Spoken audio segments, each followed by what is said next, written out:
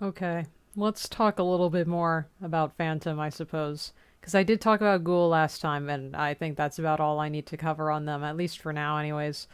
Let's talk about Phantom again because I didn't cover the most important thing for Dual Destinies in regards to them is when they were Bobby. They were Bobby for a year because they had killed Bobby. That's canon. They killed him.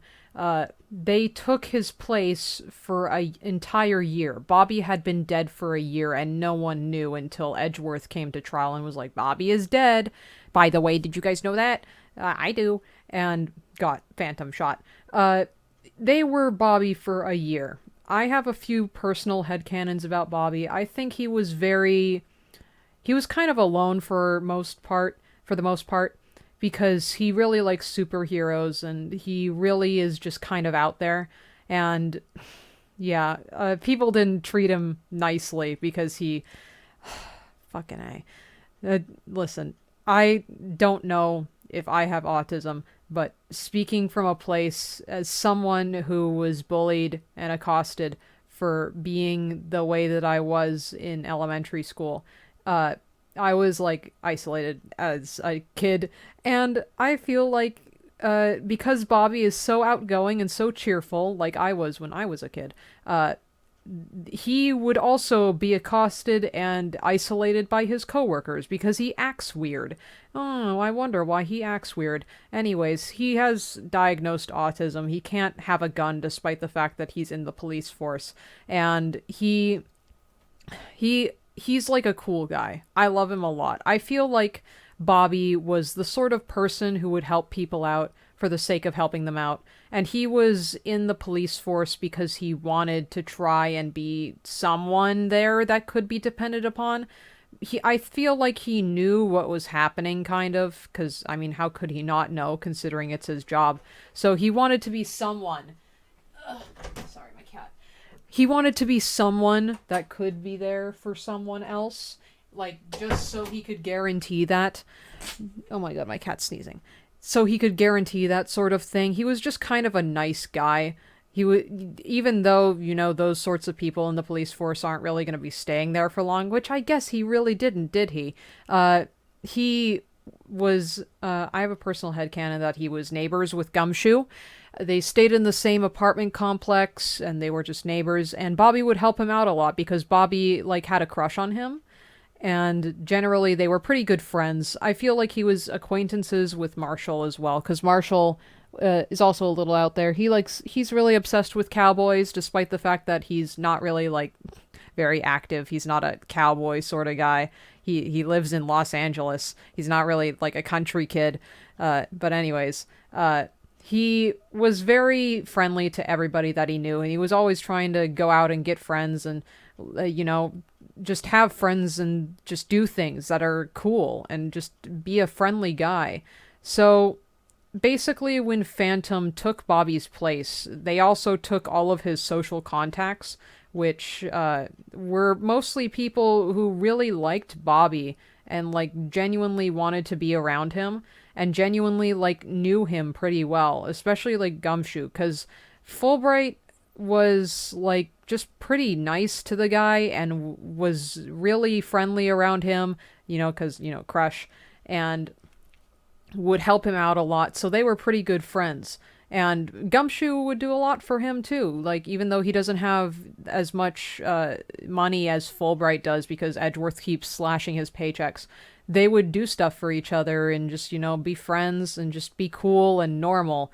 And that's not normal for someone like Phantom, because spies, I'm pretty sure, don't stay in identities as long as a year, or at least not in this case, because I don't think that's like a normal thing to do, but, you know, I'm not very educated on that sort of thing. Uh, Generally, having an identity for that long, especially with how Phantom is, because, oh, I have no identity. I have to, like, act a certain way because I think another person would act the way that I think that they would act. They kind of took all of Fulbright's friends and they would be like, "Oh, my this friend is acting a certain way. That's interesting." Uh-huh. they have no sense of normalcy. And Fulbright had a very, very normal life. He, as normal as, something as a detective can be. Because compared to some of their other identities, in my opinion, it's very, very domestic. And being that way for a year, being that way in a domestic life where there's nothing going on, waiting for the Hope space probe to come back down to Earth so they can get the moon rock back to destroy the evidence that was left in UR1 because they're a fucking moron and they fudged that shit so bad. Being in Fulbright's identity for a year in normalcy, waiting and waiting and waiting and waiting around these people that they don't know, and they feel like these people know that something could be wrong. There could be anything that could happen.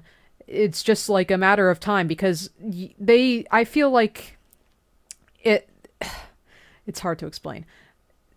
This normalcy makes Phantom anxious, even though they don't think it makes them anxious, because they're not used to having to sit around and do nothing with people who are normal.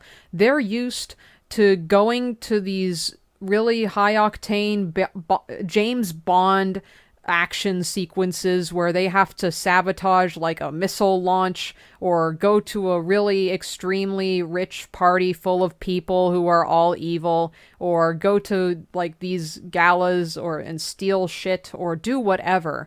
All of this really, really, really sort of stressful situations where there's people with guns and people trying to kill each other and people trying to make sure that they have the upper hand on one another. Going from all of that to something like Fulbright's life is a huge step down away from everything they could have possibly known.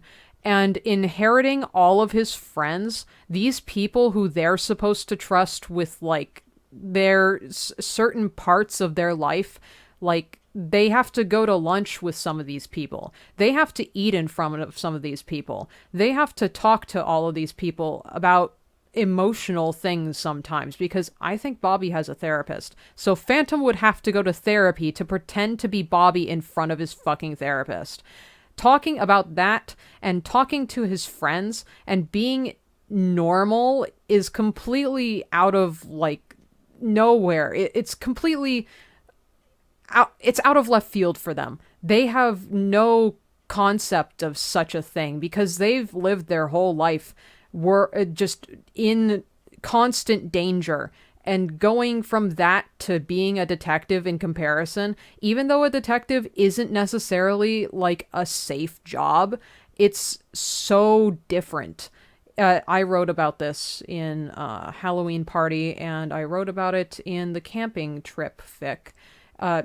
They were very concerned about all of the things that were around them and all of the weapons that people could possibly be having, and they didn't want to think about it very much. They were thinking about all of this stuff. They were thinking about how they'd brought a weapon and nobody else had, and they're thinking about how anxious they are, but they're not sure why. They're restless, they're bouncing their leg, they're looking around a lot, they're kind of like staring at people for long periods of time, and the people are like, why are you staring at me? And he's like, whoops, I didn't mean to do that, ha ha ha, I'm Bobby Fulbright, ha ha, and it's just like, man, you got something, or you got, I know you're completely out of, like, your norm here. I know you're completely like a fish out of water, because this normalcy just only makes you more anxious, waiting for something to happen, because you know something is going to happen. It has to happen eventually, because it always does, doesn't it? They're just waiting eventually for that fucking moon rock. It's gonna take a year. It's going to take a whole fucking year for the moon rock. They got into that fucking identity so early, and for what? For what fucking reason did they do that? Why did they get into Fulbright's identity a full year before the moon rock was going to come? Was it because they wanted to be around Blackwell to get the psych profile back? Like, I don't know. Genuinely, how is that supposed to be a good plan? Sure, you can control him, but how is how were they even supposed to know that they would get to be Blackwell's like detective? That I don't know how, because when Fulbright dies, I guess it's kind of a little bit vague. In Dual Destinies, he died a year ago, and the second case takes place in summer, and then it's a full summer later when well, the second case rather. It's the first case chronologically, because that's the case when Athena actually shows up to the right agency. That's when she got home from Europe, or not got home. She came back to America from Europe because she came over to study. That was like in summer of the previous year, and then once we're in Turnabout for Tomorrow, it's the next summer by then, or it's like next fall.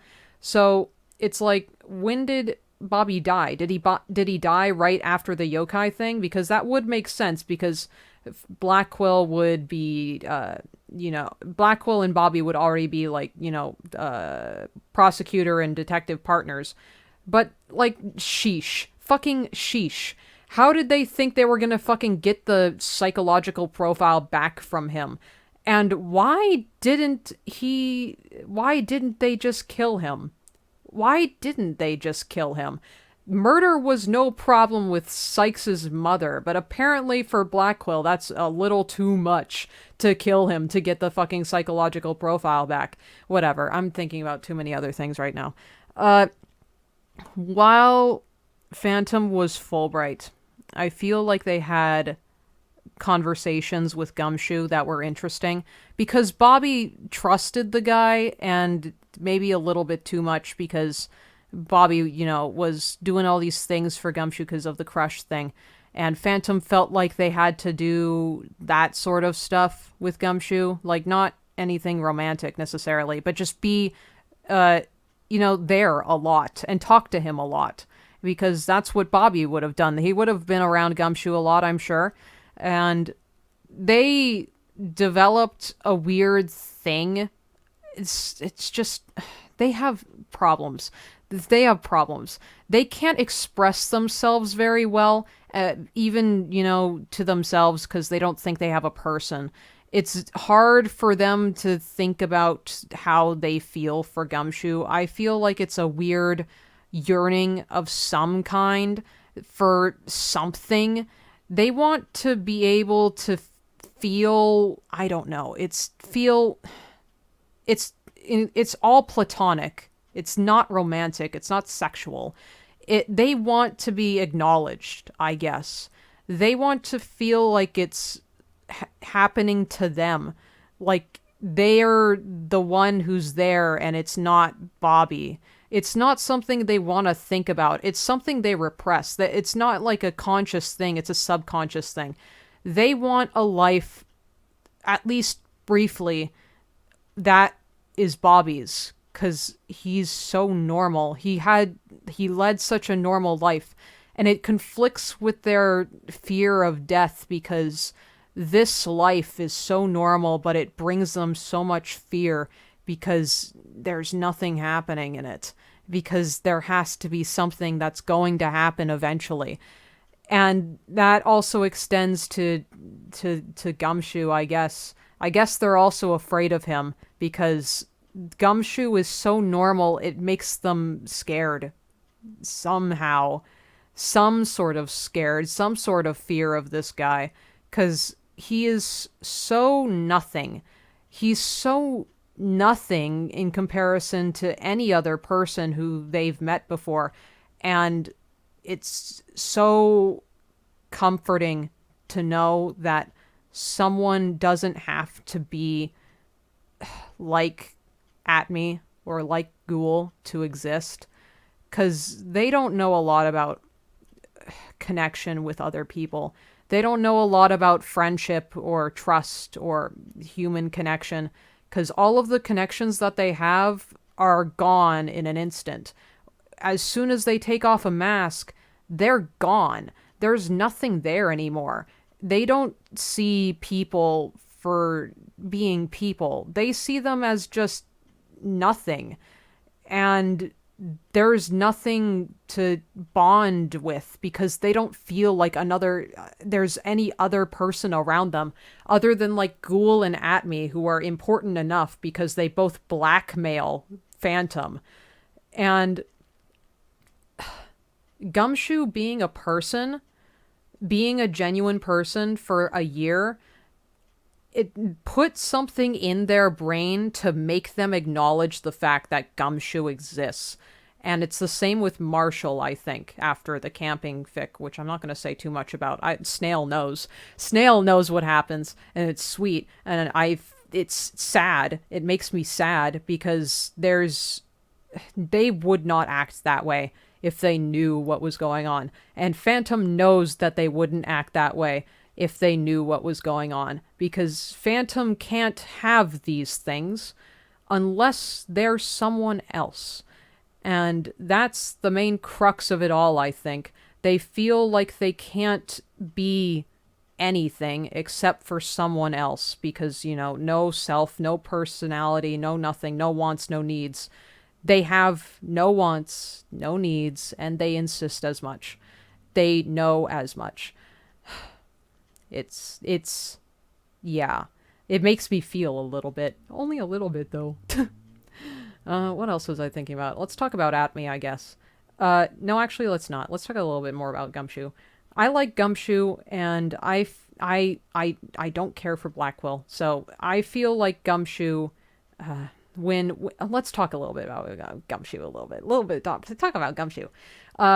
Gumshoe, after he found out Bobby was a spy and Bobby was actually dead, I feel like he was incredibly disturbed by it all, as one would be, and he was so fucking mad about it and so self-blamey about it. It hit him so hard because he felt like he should have known. He should have been able to tell, because that was his neighbor, and that was the guy who, like, bought him food, and that was the guy who drove him places sometimes, and that was the guy who he went on camping trips with, and that was the guy who he talked to with for hours, and that was the guy who, right before the space probe came back to Earth, he was in the house of as Bobby was breaking down nervously about what was going to happen, and Gumshoe couldn't get through to him. He was the one there comforting Bobby over an issue that Bobby wouldn't explain to him, but he was there to just be there, to be a rock to Bobby. And to know that it wasn't Bobby who he comforted and spended time with, but someone who was wearing his skin to just do shit as him so they could get away with crime and get away with murder and get away with all this other shit and bombing and terrorism and causing a dark age of law. It's so disgusting to him. It makes him want to vomit.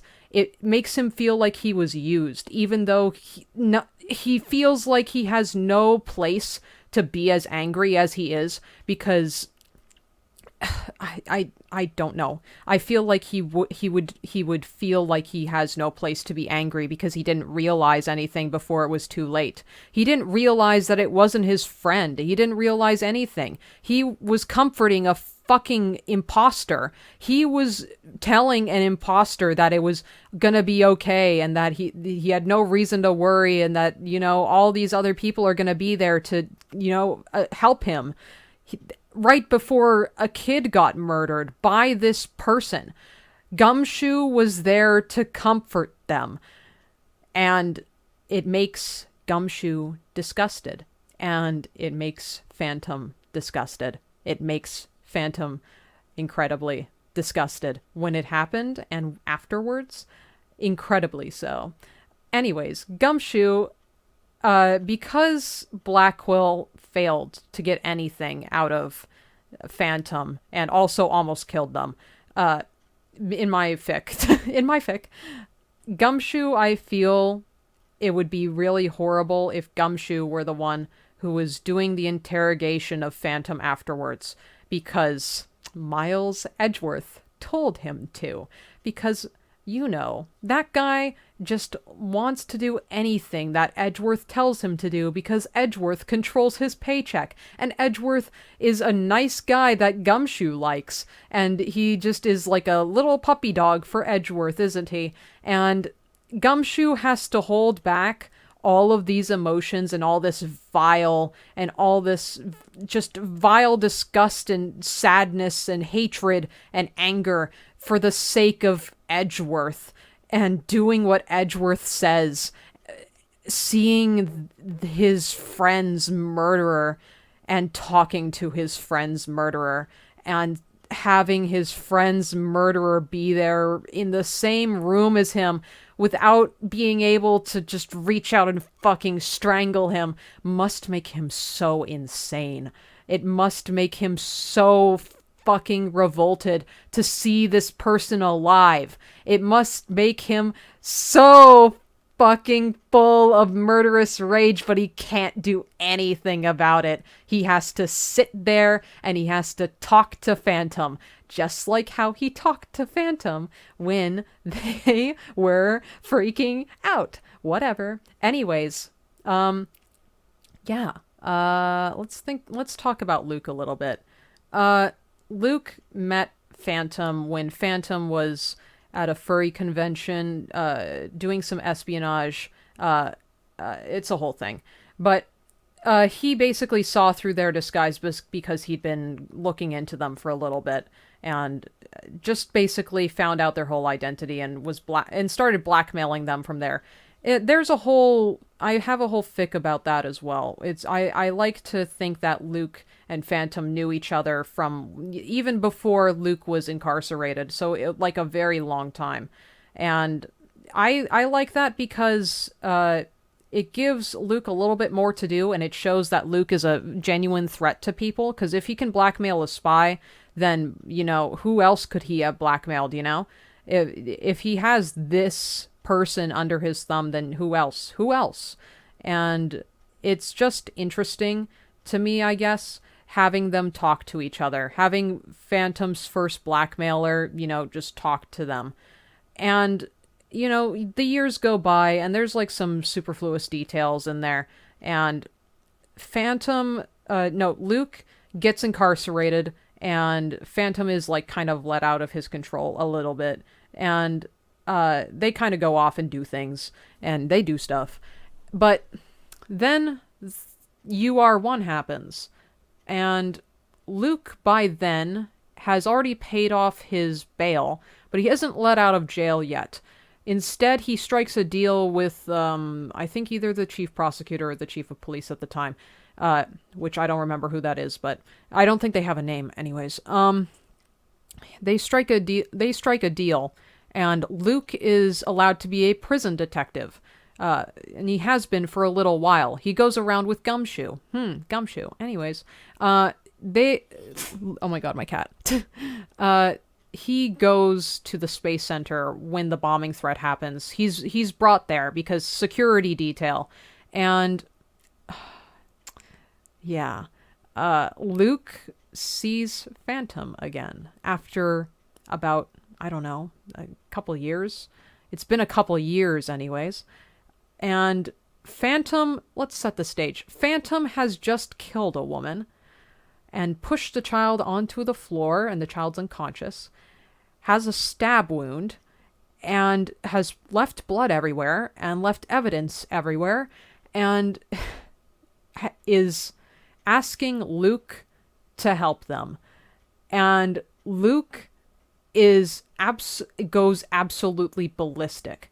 His ego goes through the roof, because Luke's whole thing in his game is that he is absolutely attention driven, and he derives intense egotistical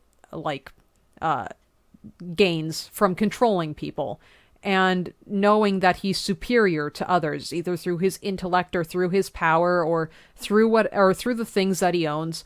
He loves controlling things and people and stuff around him. And Phantom has always been a slippery sort of person around him. He never could control them properly because they were always, trying to get out of his grasp because obvious reasons are obvious. And they really disappeared from like almost everything that he did up until then. And it was just luck that Luke was there. And it was luck that Phantom found him. And Phantom remembered him and knew that if they asked him to help, that he would have the ultimate blackmail on them.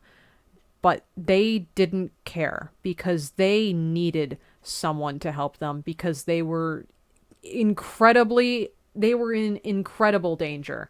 They left DNA places. They left video surveillance footage there. They left so much shit. They had so much stuff they needed to put back. They had to clean up a lot of stuff. And they were too panicked, I think, to think up anything that was halfway good. Because they were acting on instinct and they weren't thinking. And seeing Luke, someone who thinks things through there, I feel like asking him was also another snap decision. But in the end, that was a good one on their part because Luke is smart.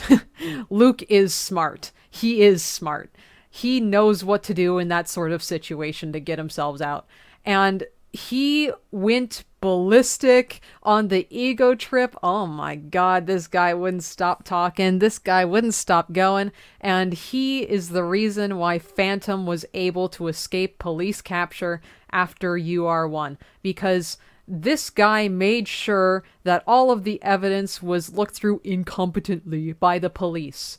And he was one of the first people on the crime scene because there were 2 officers who were at the crime scene to see everything, and 1 staff member. And and he kind of just saved their fucking ass, didn't he? There's an interesting trend, isn't there, with the people who Phantom likes. The people who saved them.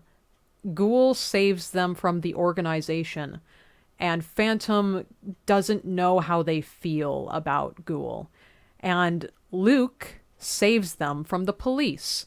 And Phantom, after UR1, can't stop staring at him and trying to figure out why he helped them and why he did that and how Luke could possibly think about them. And it's troubling to them, and it's troubling to Luke as well, because Phantom is weird to him. And that's saying something, because he's also a little mentally ill. And he doesn't, want Phantom to think of him in that way, because he's like, dude, I don't like how you're, looking at me. You're weird.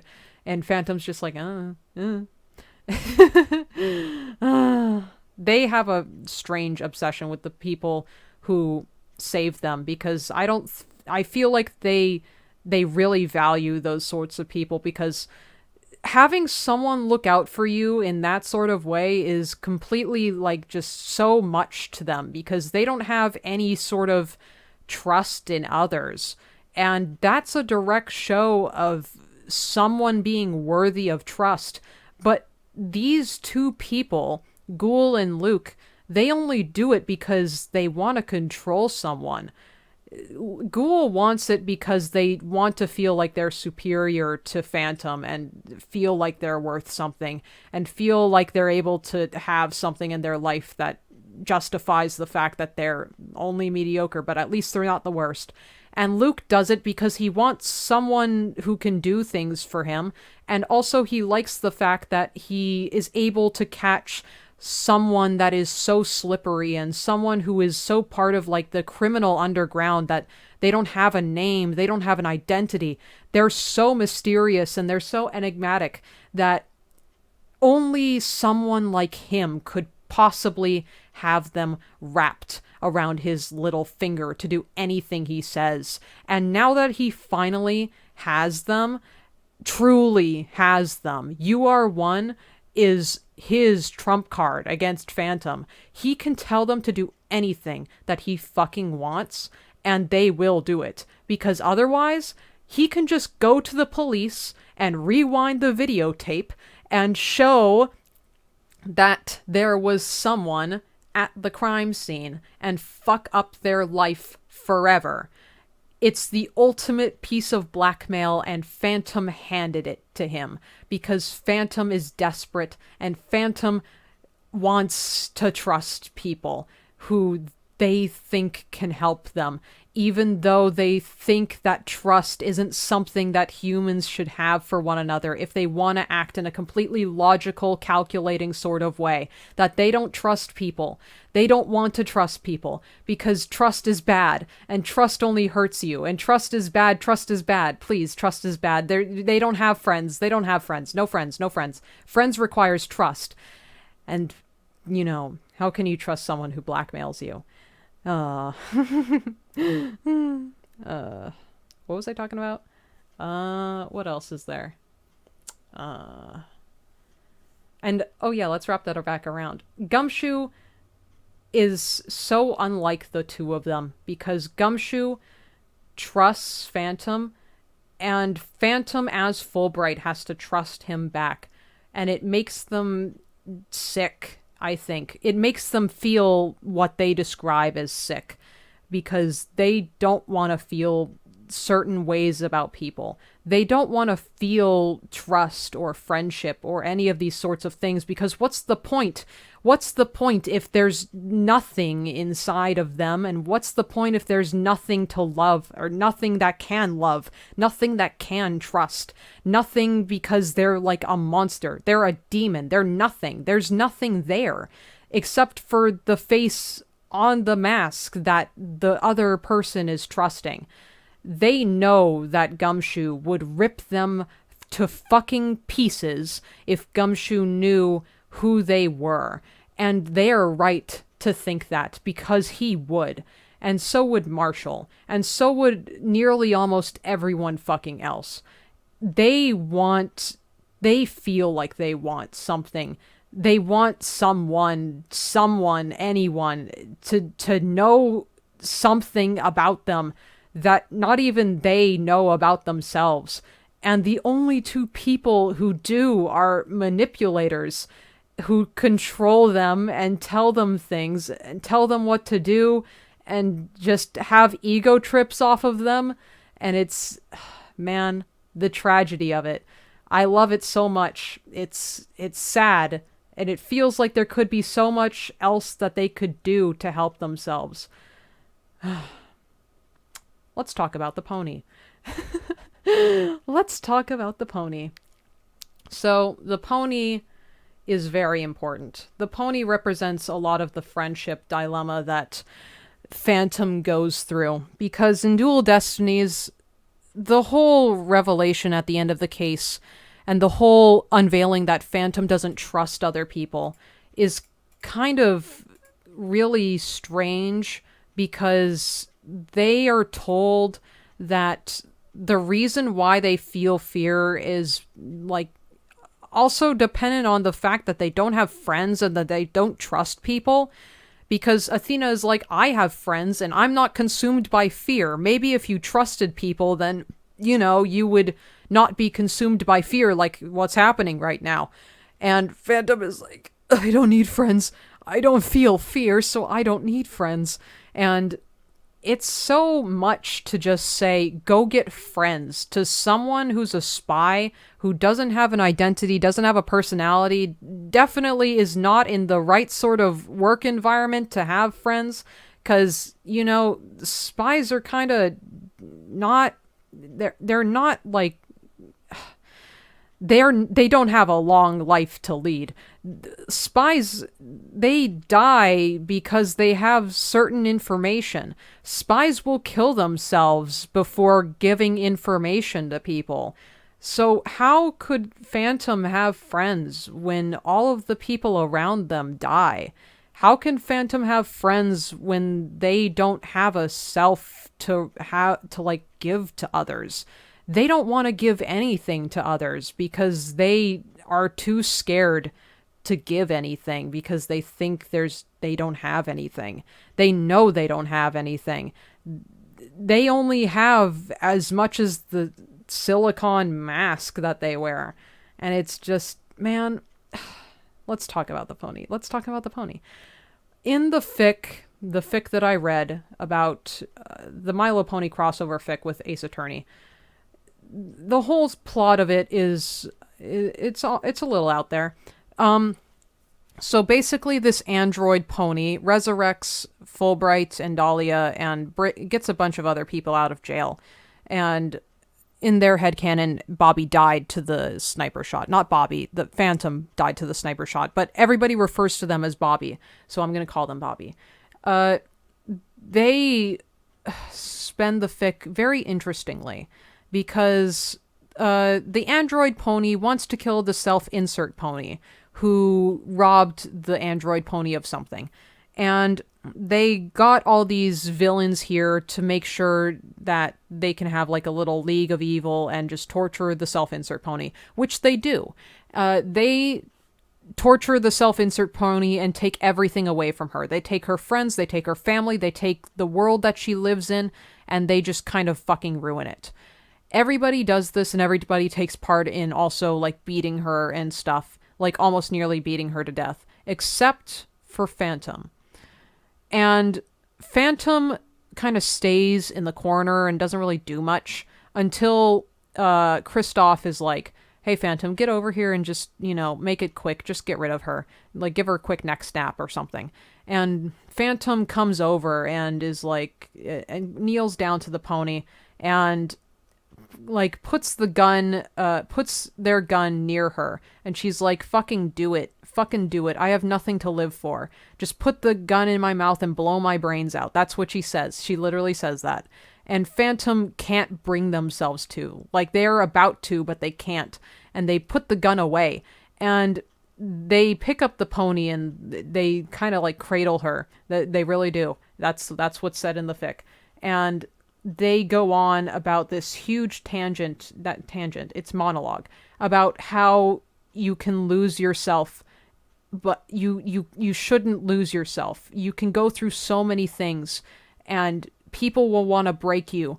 And if you lose yourself, there's this, and that. And it's really a big monologue about identity and how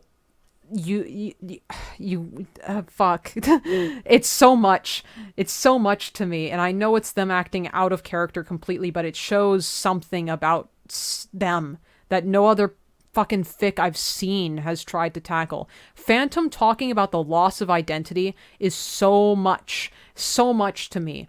And this monologue to this pony, it makes her regain like her confidence in herself and makes her think that she can go defeat the big bad, which she does. She does go do. She does that at the end of the fic, which leaves on a cliffhanger, and that's not really important. But anyways, I read this fic a little while ago, and it basically kickstarted my thing for Phantom. The fixation on Phantom. And the pony, we keep the pony. Snail and I have taken the pony because that scene from that fic was impactful enough for me to write it into a different fic that I'm writing about, Phantom post-canon when they're, captured by the police and they have to undergo interrogation. They, in this fic, have a dream every single night, the same dream every single night, where they are having that monologue to that pony in a dark room with nobody else there. And they keep talking to this pony, or this pony keeps talking to them.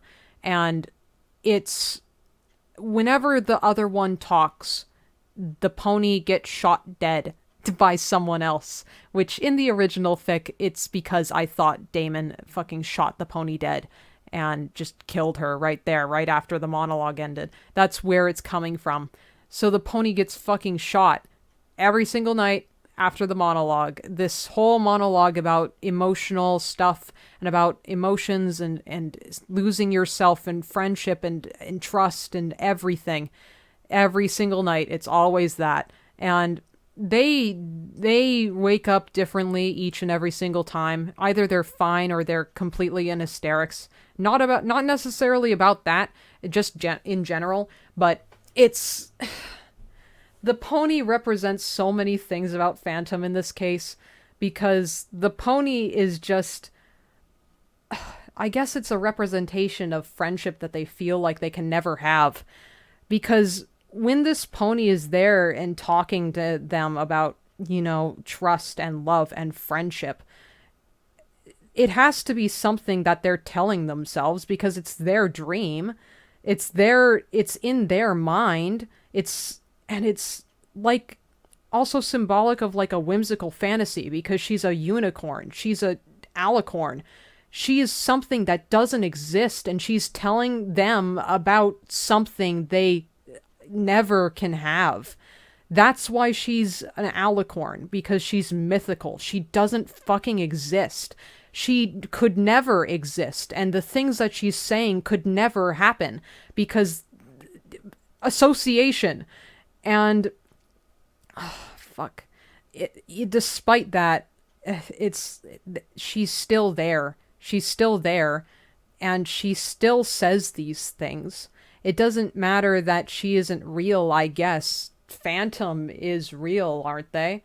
Phantom exists outside of this dream. Can't they still have that? Well, no. No, they can't have it because, someone else is going to shoot them dead if they try to trust somebody. Like they trusted Black Quill, and like how they trusted Ghoul, and like how they trusted so many other people. There's always going to be someone who shoots something dead for them. There's always going to be someone who kills something that they want to have. There's always going to be some reality that will shatter what they want, even if they don't think that they want it. There will always be some sort of thing that prevents them from having what they truly, I guess, deeply desire, which is something other than what they have right now. And the pony it's symbolic of so many fucking things. Jesus, I don't know how many other things it is. I need to find like a full list. Let me fucking find that right now, actually. I need to fucking find the pony. I need to find the pony thing. Here we go. Let me see here. Holy shit. Okay. Here we go. I wrote about 3 different things, and I sent them to Snail, and I sent them to Killer, and I'll just read them out loud. The first one is a dialogue, sort of like from Phantom, reflecting on so many things. They would never say this, by the way. It's just them reflecting on things. I have a deep disconnect with other people around me. I'm in limbo between wanting companionship and not because of my previous faulty relationships with others that have led me to mostly pain. I want a human connection, but I know I can't have it. My vulnerabilities are being picked at for the enjoyment and necessity of others, and it makes me want to scream, and it makes me want to scream, and it's just because of the monster I've been labeled as. I have no one, but I yearn for someone to save me. I've run out of chances for that, and I'm in a place I can't escape unless I submit to death. I don't want to die, but I can't live anymore. I feel like I can't take any more treatment like this, or I might be ruined permanently. I don't want to know what it's like if I'm destroyed in the head or in my body, because... fucking A, oh my god. In my body. But I have to eventually choose. Just because I didn't run when I had the chance. Just because I'm now some grand evil that has a symbolic meaning to most of the populace, because I'm the reason everything goes wrong, and I'm fine with that. If only so I can keep myself alive for a slight bit longer, regardless of what surviving might mean for me. I've never lived, really. I've only survived. Going from one thing to another, getting punished, it didn't matter. I had my life. I thought that was enough. I don't know if I'm entitled to it anymore. I don't know if there's another way out. I want a way out. I don't wish I was dead. I wish everything would stop, or maybe I don't, because someone will help me. I don't think anyone will. There's no reason, but I want something. I want someone. A non-person with no identity, because maybe that's the only kind of person I can relate to. Someone like me who'd help someone like me. Because anyone else who isn't me is dangerous in one capacity or another. They'd want me dead, or they'd want to rip me apart on a deeper level than that. Wow, that's rough shit. Anyways, and man, oh man, oh man, oh man, oh man. Here's another. The pony is very whimsical, a Pegasus unicorn pony. It's very fantastical and could be a symbol for innocence or trust because of the source material. For Phantom, they use it as a way to cope, having something that can respect and give compassion to something like them. They've lacked compassion basically their whole known life. They have little emotion, yet are fear motivated. They repress their entire identity, they in canon don't even know what their face looks like, to be a better spy, but even then it ended up not being enough. Not worthy of any respect or compassion from their coworkers, the pony represents maybe themselves or maybe the things they wish they had. Someone who could ask them what's wrong with them without them being invasive, or someone who would willingly listen to them. Someone who would ask them what's wrong with them without being invasive, or someone who would willingly listen to them speak or talk to them back and treat them in a human way. They've been consistently dehumanized, so they don't feel uncomfortable with everything, and so they shut off other people. But the pony does not do this. The only other person they've had in their life who likes them is Ghoul, but Ghoul still harasses them. And they only trust Ghoul to do the right thing to keep them alive, but Ghoul is, not the nicest.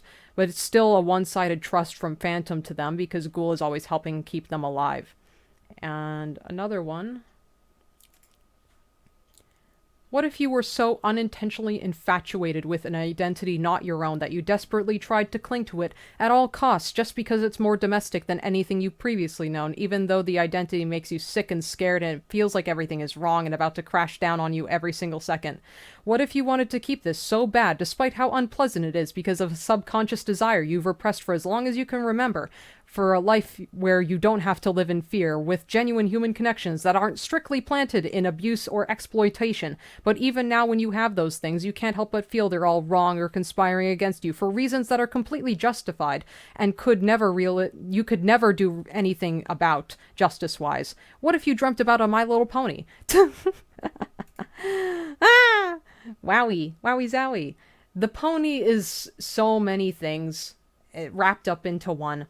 And it's especially interesting because Pink pointed it out earlier that the pony is phoenix colored, like blue and black hair with a yellow cutie mark, which is traditionally how Phoenix is shown to be as a pony. And man, I'm not even going to get into all of that. That adds a whole other layer to this that I don't want to touch, to be honest, because the idea that Phoenix would save them is so fucking sad.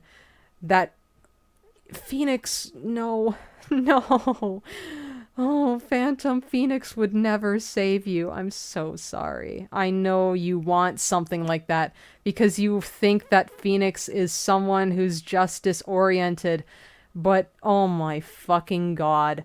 I'm not getting into that. That's not something worth getting into. What else is there? I could talk about Banshee, but I don't really think that Banshee is too important in terms of their relationship to Phantom. Banshee is just kind of a side character, who's Ghoul's friend, and Banshee is a torturer, and she's pretty cool. I like her. She is also fear-motivated, just like the rest of them, and she is motivated by not feeling pain, which is, I like that dramatic irony of a torturer being motivated by not feeling pain. They're so scared of potentially being hurt that they hurt others as much as possible because they know what happens to Phantom, and they know what happens to other people who are incompetent, and they know what happens to people who are stupid and people who are just so incapable of doing things, that their job as a torturer is very, very cushy. in comparison to the sort of stuff that Ghoul or Phantom has to do. It's impossible for them to fuck up and get punished for. It's something they cannot fail at, in their opinion. So it's just, oh my fucking god. These bitches are always out here with the fucking problems. I don't know what Mr. Bones' deal is yet. We'll figure that out. I feel like that dude is just kind of normal. I feel like that dude's kind of the most normal so far, but that's only because I haven't really looked at him too much. I'm sure we'll pick out something. Me and Snail will pick out something for that guy. Yeah, indeed. It'll probably be something like similar to Phantom with domestic problems as well. The inability to be around people if nothing is happening. Because Mr. Bones is an assassin, not a spy. So, yeah, that's going to be fun. Anyways, wow, it's been 50 minutes. I think that's all.